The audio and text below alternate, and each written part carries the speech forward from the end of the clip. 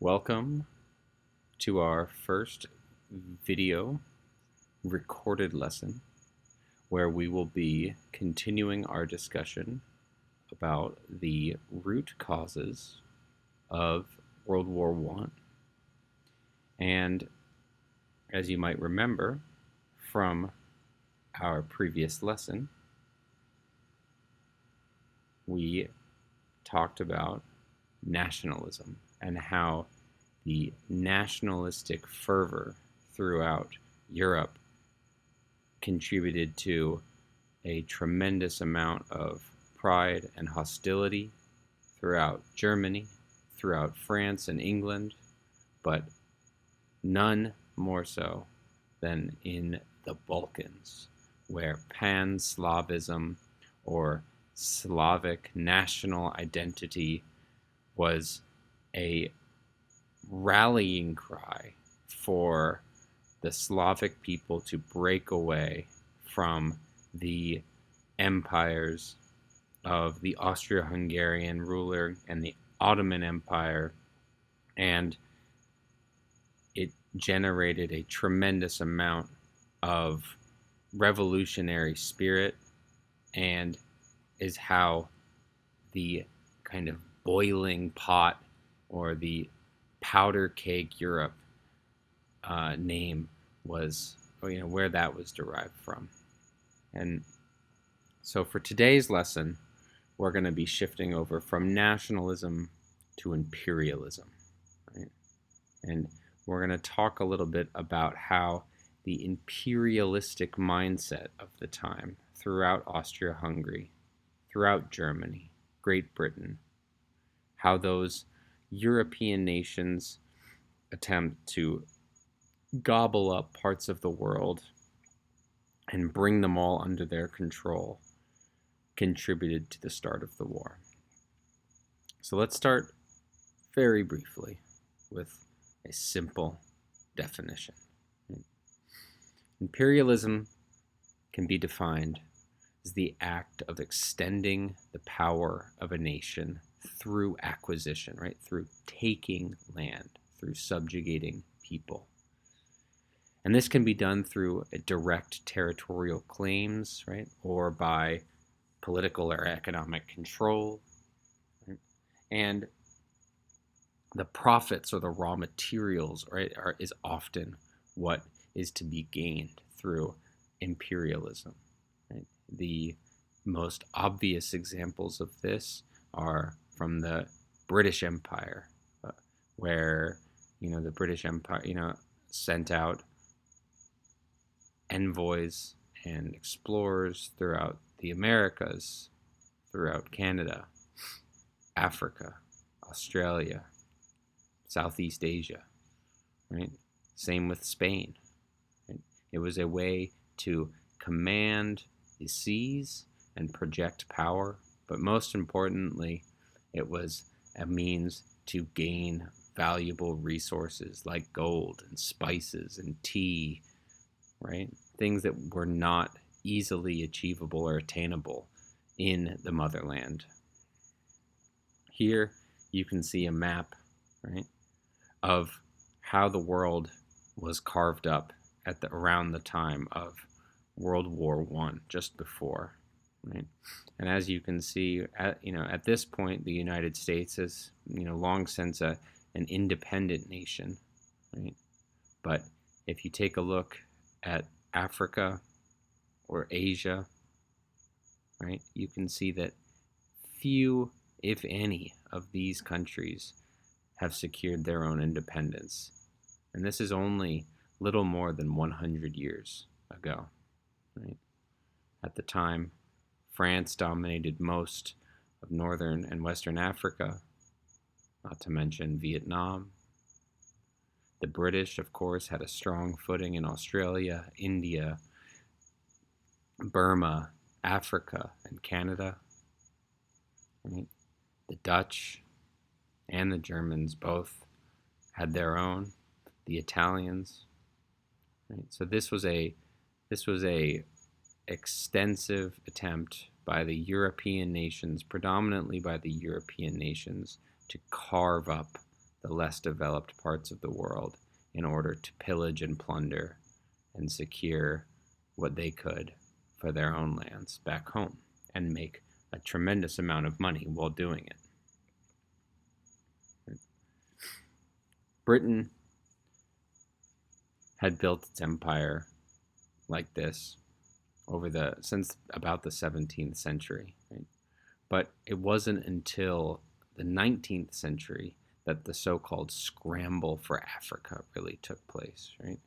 As you can see here, in 1870, only about 10% of Africa was under European control. And less than 45 years later, 90% was controlled formally by a European power. And like I said before, this was all done for a plethora of reasons, but the most important were resources, establishing infrastructure, prestige, kind of showing off, right? Saying that, signaling to the rest of the world just how powerful you were. Christian missionary zeal, of course, which is just as true throughout the Americas, right? And attitudes of superiority, and the exploitation of local politics and internal politics. So if we zoom in on a second map here, we can really get a better glance at just how subjugated the continent of Africa was. You can see that little more than a few small tracts of land, save for the Congo, right, had really achieved independence. Ethiopia as well, and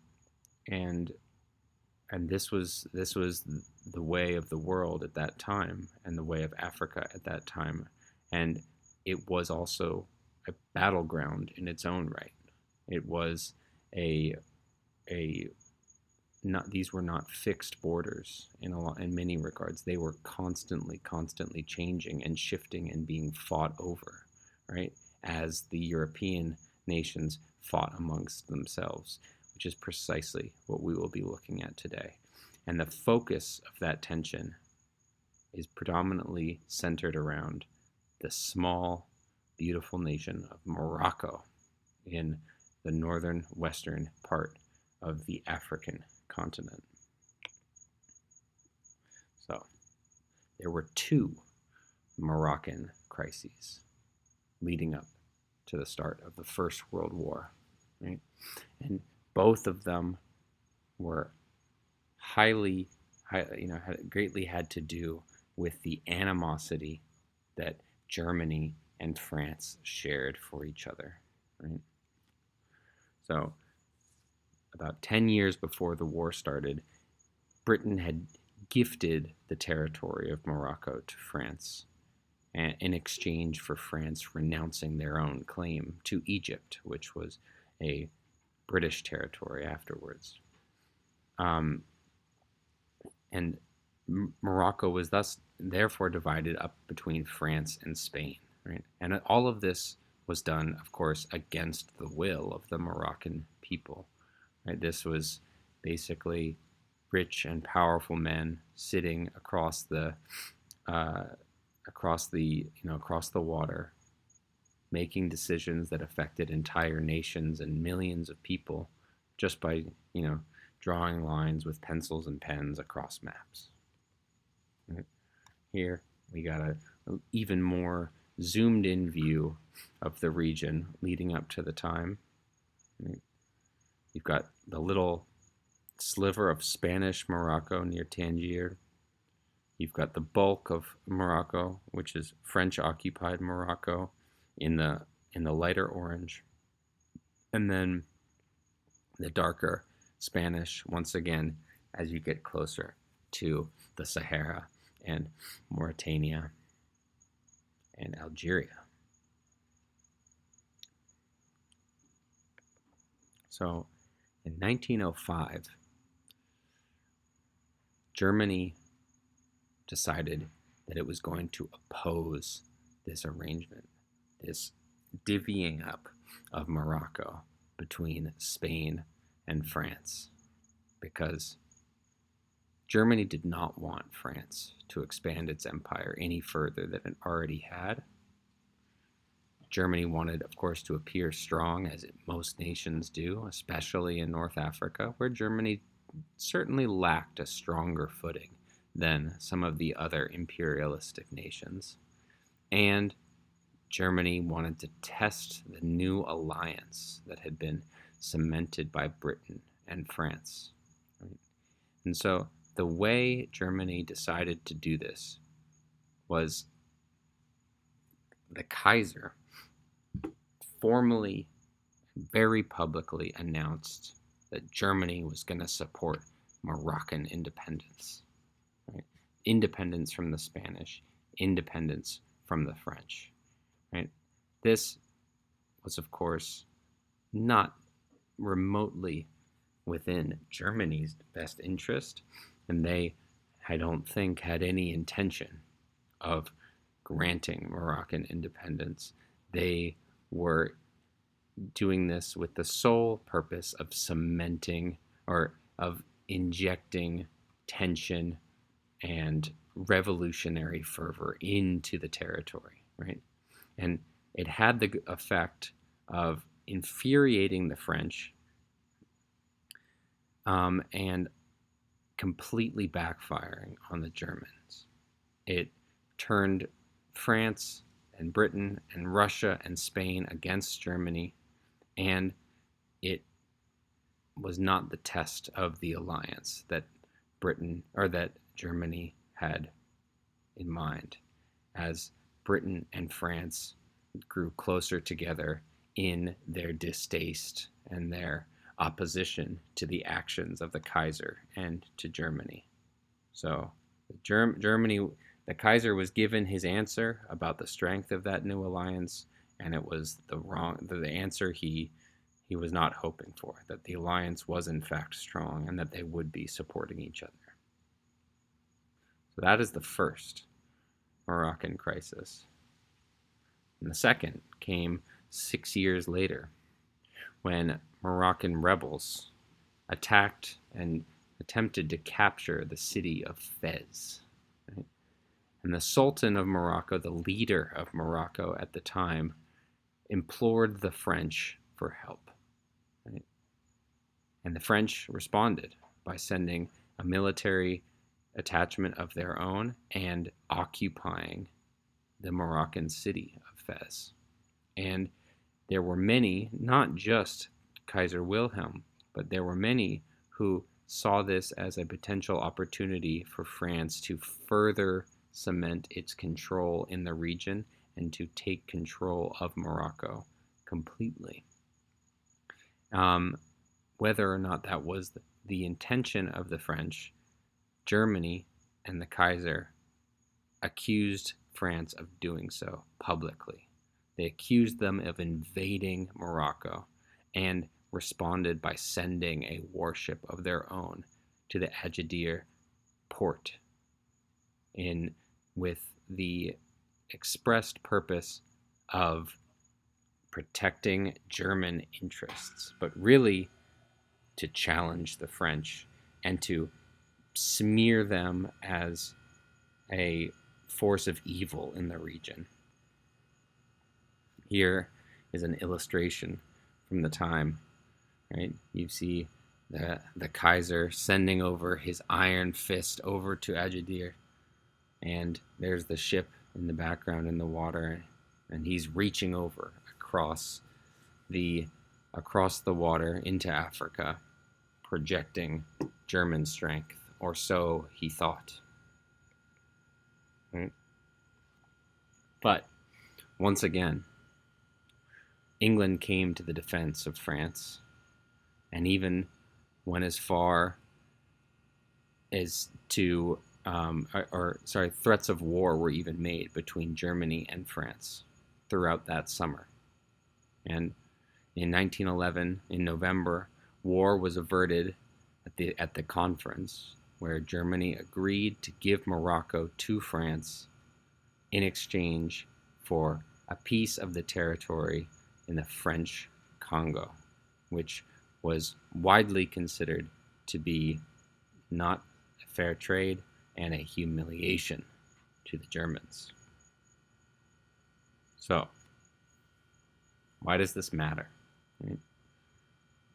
Why are we looking at some small events in Morocco, and what do they have to do with the start of the war?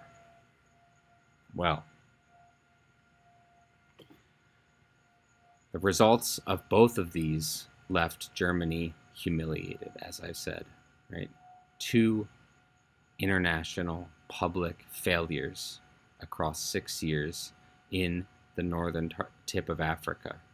And it made the pride of Germany's leadership, right, especially of the Kaiser, it made them far less likely to back down and to make agreements and considerations in the event of a future crisis, right? They recognize that, oh no, Germany is appearing weak, and one more humiliation like this, right, the whole world will think that they can step on us, right?